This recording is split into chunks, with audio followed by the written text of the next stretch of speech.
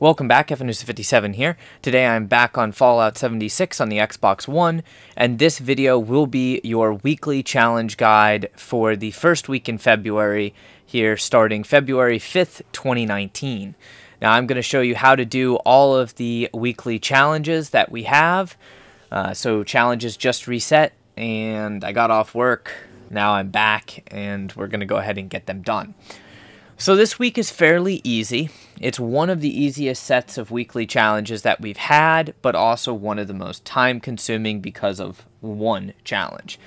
Now to start off, we have complete events or quests. You have to do 20 of them, and that's worth 40 atoms.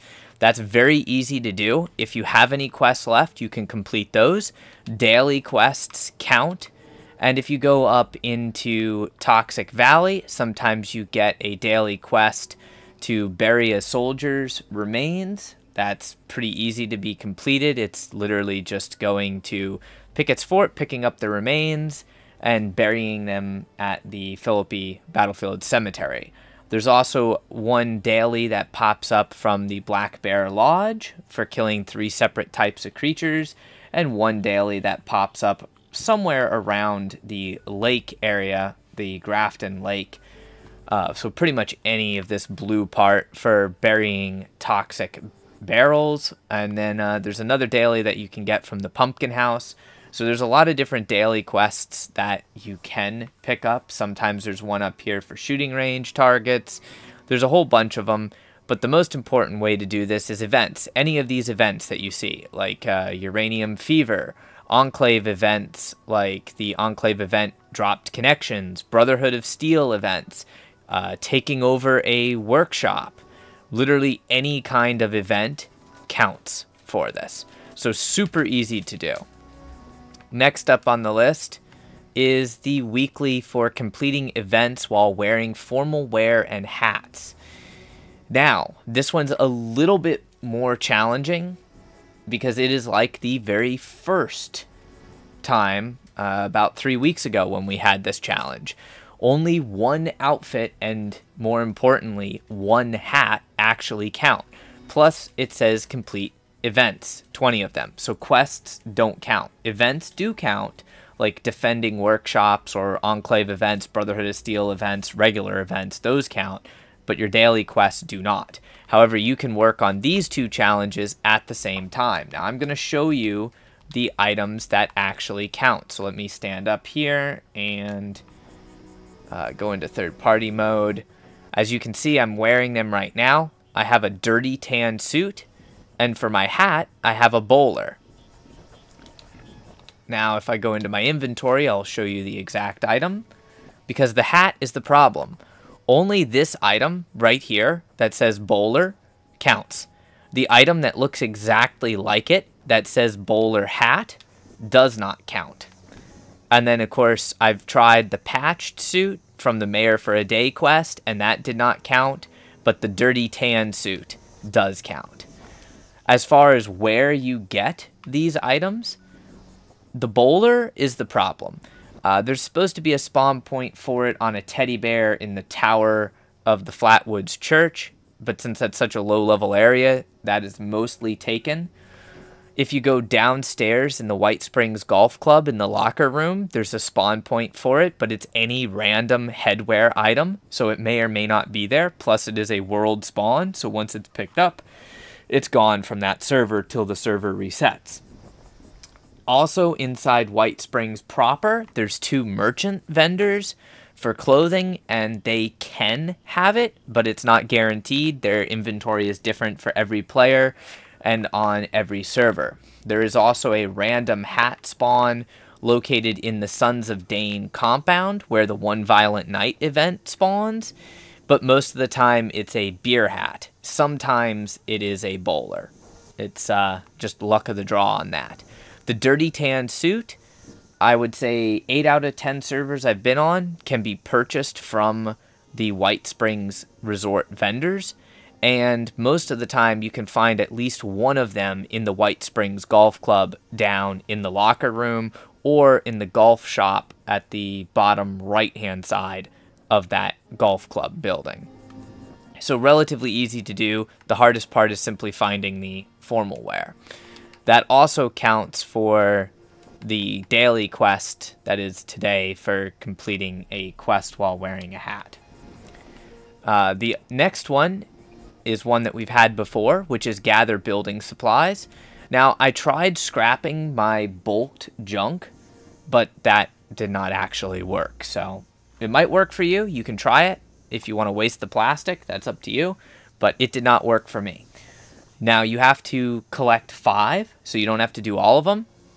I've already done collecting wood because that's not just scrapping, but it's also just picking up wood from fallen trees and logs, which you can use the woodchucker card to go ahead and get that one done super fast. And then I did scrap junk to produce steel. As you know, most things give you junk when you scrap them. I also did the scrap junk to produce screws, springs, and gears. I did those at the same time because picking up things like a combination wrench,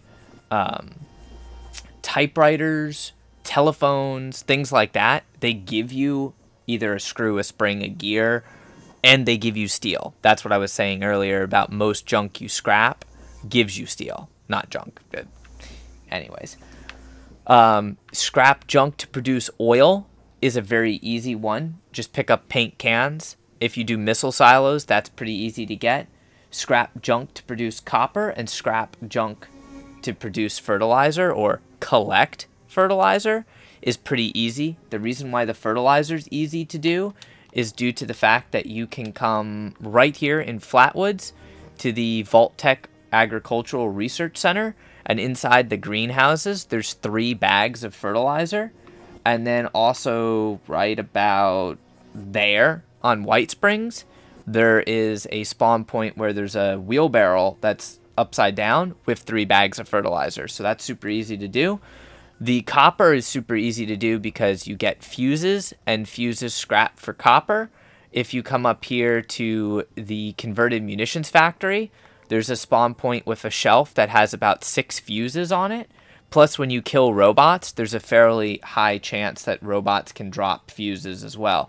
So that one's super easy to do in my opinion. But you can do it however you want to do it. That's up to you. Last one, or almost last one, is level up while wearing formal wear. I have not started this one yet, but because completing events while wearing formal wear and hats is here, I can tell you that just keep your dirty tan suit and bowler equipped while you are leveling up. This is the one that's going to take a while because you have to level up 5 times while wearing the formal wear. If it runs the same as the challenges that we've had before for leveling up while wearing a piece of gear, make sure that you level up when you are not in power armor. If your power armor is equipped, at least in the previous challenges, it voided the progression for that, and it didn't track properly. Lastly, we have another take photos. So you have to take 5 different photos. You're given a choice of a lot of different ones. The ones that I did, though, I did the easiest. I took a photo in historic Harper's Ferry. I took a photo at the Landview Lighthouse. I took a photo at the Mothman Museum in Point Pleasant. I took a photo at the Philippi Battlefield Cemetery Monument. And I took a photo at Pickett's Fort. The reason why I did those is because those are the easiest ones, in my opinion, to find, and also the fastest route from my base. So as you guys know, my base is over here on the left-hand side. What I did is I went down to the Mothman Museum here in Point Pleasant. I took that photo. Then I went to the Landview Lighthouse, and I took that photo. Those are 2 fast travel points you should have unlocked. I went up here, and I took the photo at the Philippi Battlefield Cemetery. Then I took the photo at Pickett's Fort, and then I fast traveled all the way down here to Harper's Ferry, and I completed the event that was in Harper's Ferry, took the photo, and also got my caps from the vendor. Then I went backwards on my vendor route, and I got all the caps from the rest of the vendors, which, if you would like, you can check out that video. There will be a card at the top of the screen with a link to said video. Now, last up, I am going to show you the actual photos that I took. The reason why I'm going to show you these is so you know exactly where you need to stand. They are specific locations. If you do not have your character inside, or at least on the stairs of the Landview Lighthouse, the photo does not count. If you do not have your character inside the Mothman Museum, the photo does not count. If you do not have your character next to and that big stone tablet there for the Philippi Battlefield Cemetery monument in the photo and next to it, the photo does not count. Pickett's Fort, as long as you are inside Pickett's Fort proper, which I'm up on one of the roofs and you can see the outside wall, but as long as you're inside the fort, the photo will count. Last up, we have Harper's Ferry. As long as you are inside Harper's Ferry, as you can see the vendor bot is to the left in this photo, the photo will count. But you have to be on the inside of the wall, like where the train cars are. So you actually have to fast travel, jump over the train cars, run past them, get into where the buildings are, and then take the photo. Once you've done that, you should have that challenge completed. So that challenge is actually a really easy challenge to do, and it's worth 30 atoms. This week, we get a good amount of atoms, because this one gives you 30, the level up while wearing formal wear gives you 20, gather building supplies gives you 30, complete events while wearing formal wear and hats gives you 30, and complete events or quests gives you 40. Plus, with the initial dailies, today's initial dailies, we actually had 2 20-point atom challenges. So you get a bunch of atoms this week. Hopefully you guys enjoyed. If you have any questions, comments, anything like that for me, feel free to ask. Just leave a comment and I'll do my best to answer them for you and help out in any way that I can. If you like the video, make sure that you go ahead and crush that like button and share it with your friends, as that greatly helps me out with the searchability of videos here on YouTube. Until next time, stay frosty.